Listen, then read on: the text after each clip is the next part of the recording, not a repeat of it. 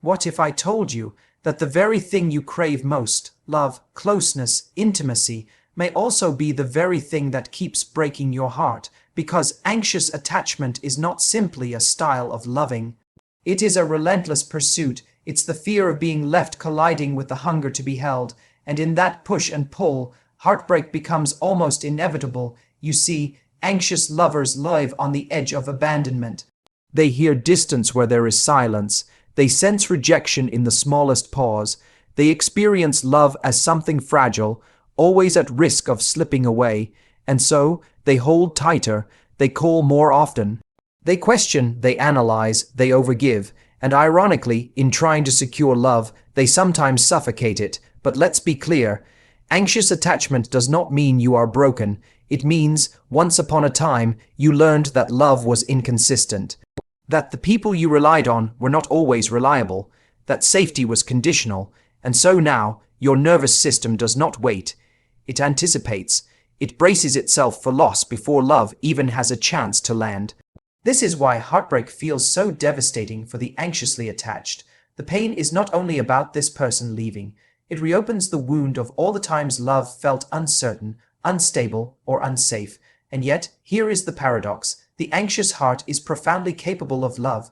It loves fully, it loves deeply, it loves with intensity. The challenge is not the love itself, but the fear beneath it, the fear that says, if I am not needed, I will not be wanted.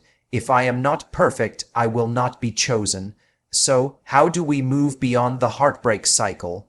By learning that love is not earned through overfunctioning, by realizing that security is not given by another, it is cultivated within, by remembering that intimacy requires space as much as it requires closeness.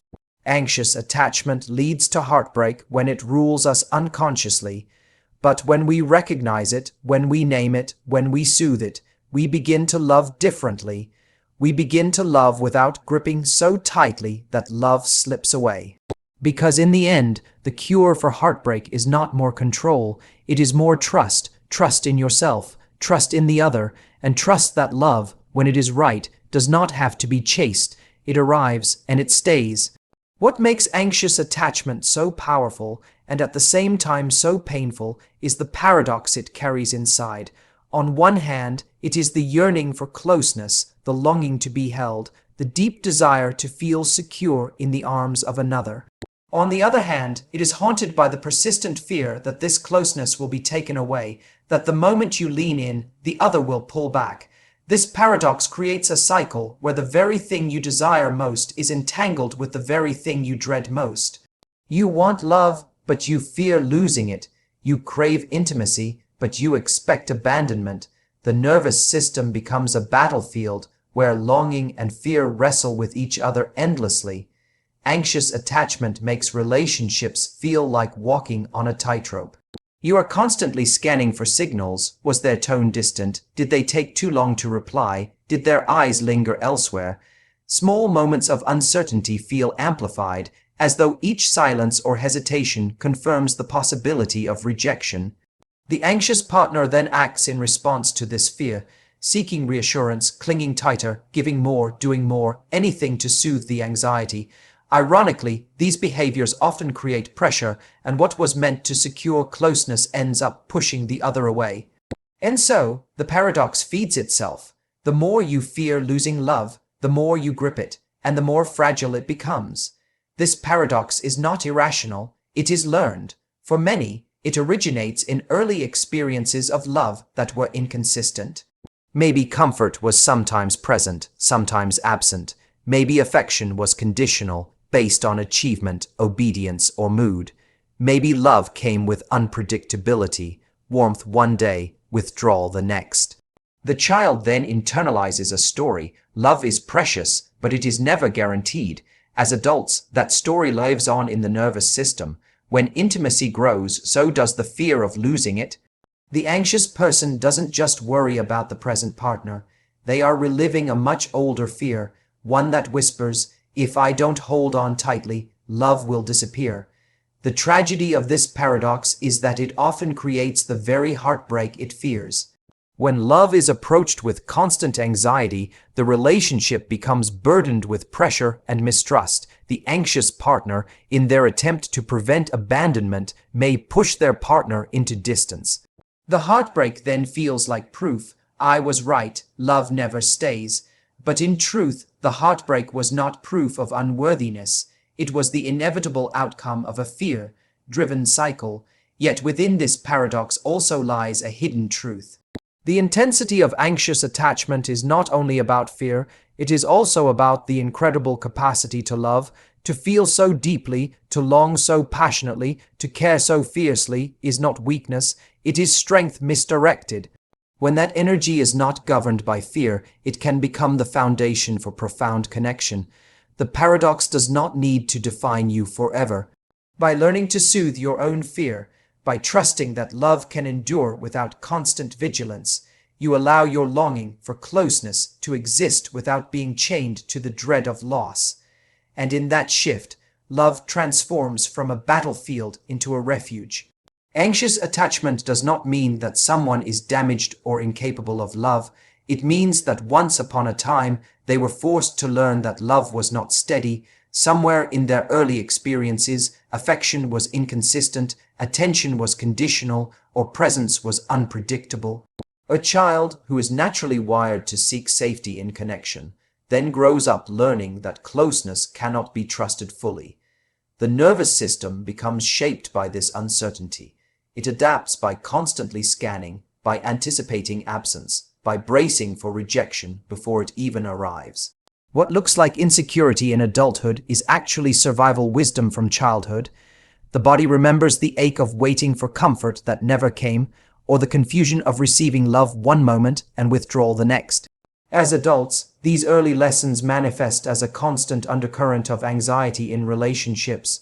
When a partner doesn't text back quickly, the anxious mind doesn't just think they're busy, it thinks they're losing interest. When someone needs space, the anxious heart doesn't see independence, it sees abandonment.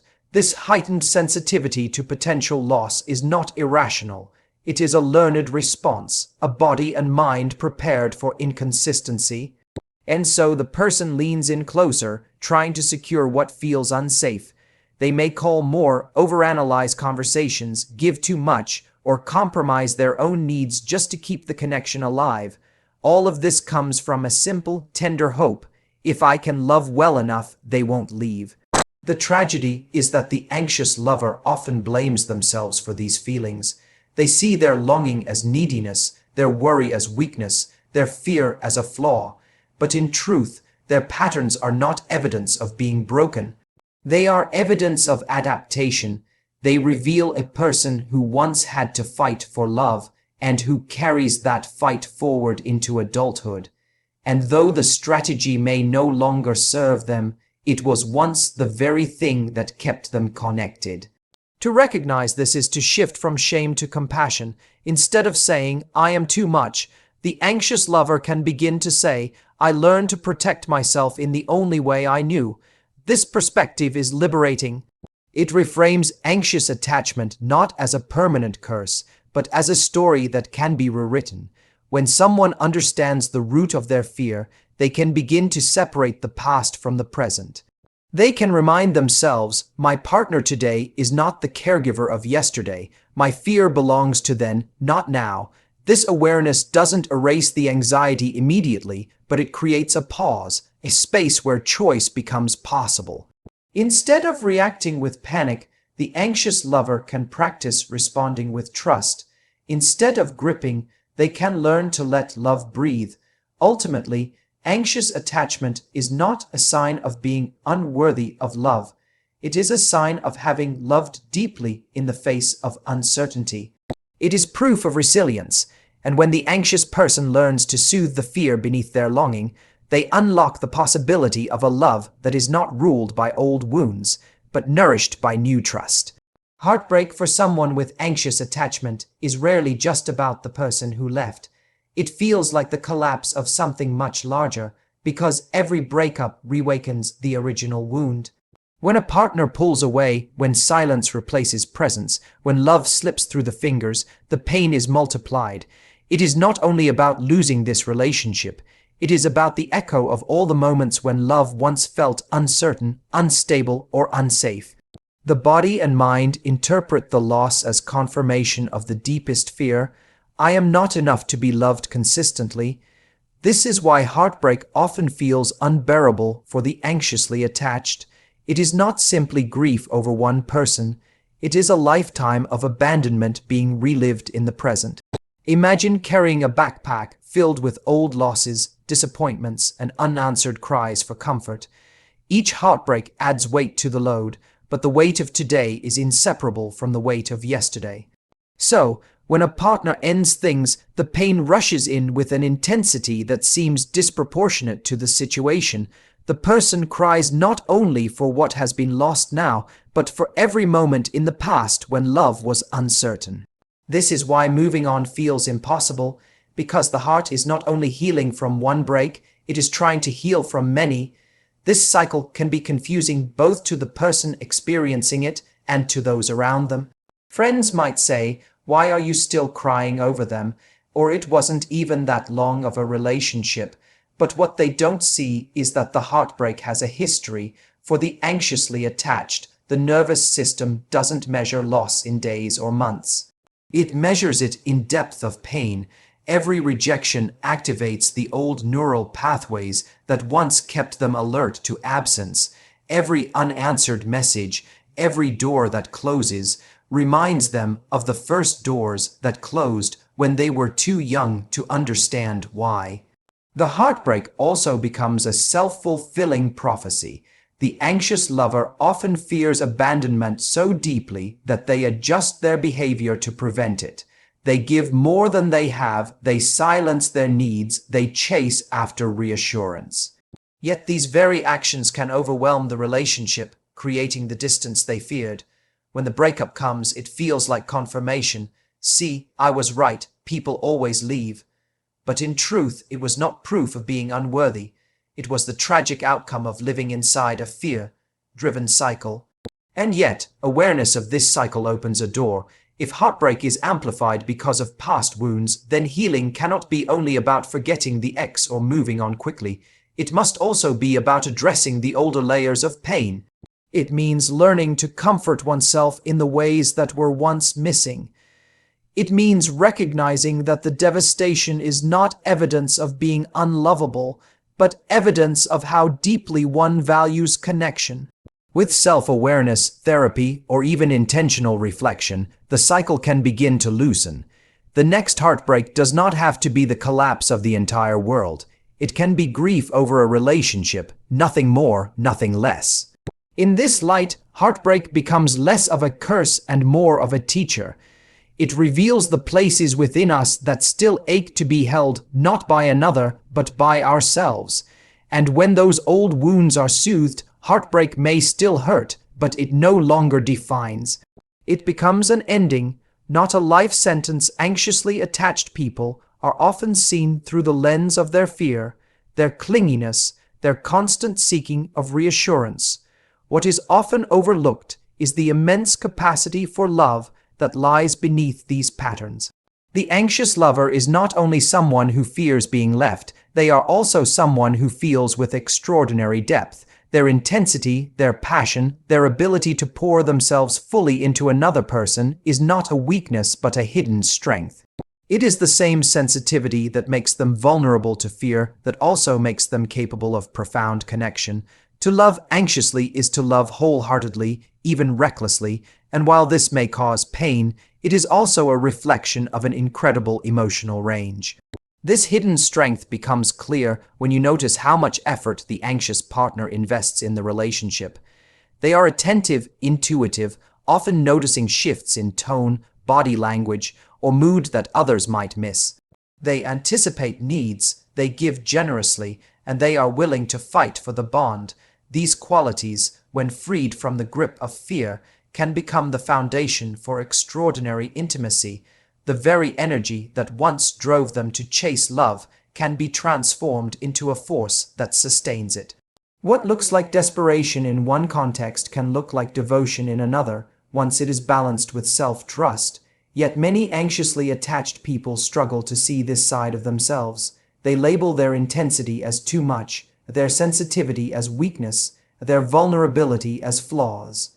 They apologize for needing reassurance, for wanting closeness, for loving so fully. But the truth is, the world is starved for this kind of love, a love that notices, that cares, that refuses to be indifferent. The challenge is not in the love itself, it is in the fear beneath it. When fear dictates the pace, love becomes entangled with control.